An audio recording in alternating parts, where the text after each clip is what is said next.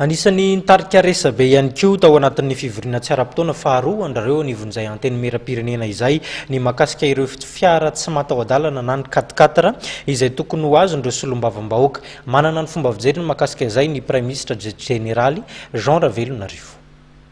Tafiditra amin'ny fampitaovana ilaina amin'ny fanatanterahana ny asa ho an'ny solombavam-bahoaka ny fiara tsy mataho-dalana araka ny ambaran'ny solombavam-bahoaka. Ny fahazahoana izany dia tafiditra amin'ny fampanantenana ny filohan'ny anteny mera-pirenena tao anatin'ny fandresен-dahatra nataony tamin'ny fifidianana filohan'ny anteny mera-pirenena ny taona 2024.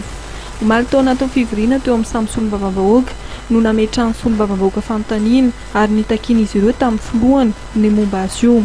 Momba ny fitakian'ny solombavam-bahoaka ny amin'ny fiara tsy mataho-dalana dia nisy ny fanamariana nataon'ny solombavam-bahoaka na Tsimondrano.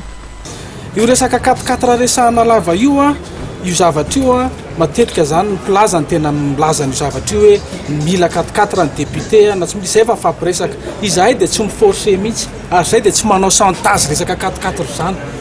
Tsy mbola nisy député angamba niteny taminareo mpanao gazety niteny ka hoe tsy hanao ny asa izahay na tsy handray an'izy izahay raha tsy mahazo 4x4 fa feo manodidididina eny fotsiny ny eno ka zahay dia miteny an'izany fa ny solombavam-bahoaka dia tombontsoa ny vahoaka aloha ny karohany tombontsoa ny vahoaka aloha mamaky anay solombavam-bahoaka fa tsy resaka 4x4 zany ny 4x4 rehefa tonga ny amezana azy tonga amin'ny fotoana inona moa ny olana inona moa ny tsy andraisana an'izany raha ohatra ka nasoa ny vahoaka fa raha izay kosa no mibahana matetika hoe 4x4 raha mamaky anay dia lavitra tanteraka diso zany.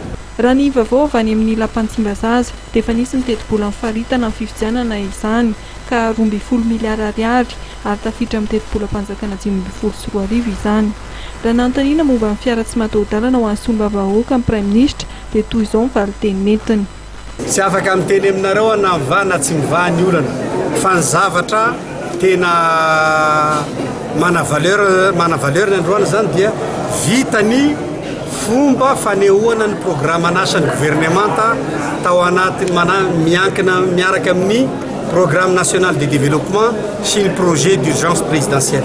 Zay angamba dia mazava fa miroso ny firenena amin'ny fampandrosoana zay tokony ho atao eto Madagasikara. Araka izany, hatreto dia mbola tsy nisy ny fanapa-kevitra avy amin'ny fahefana mpanantanteraka momba ny fifidianana ny fiara tsy mataho-dalana ho an'ny solombavam-bahoaka.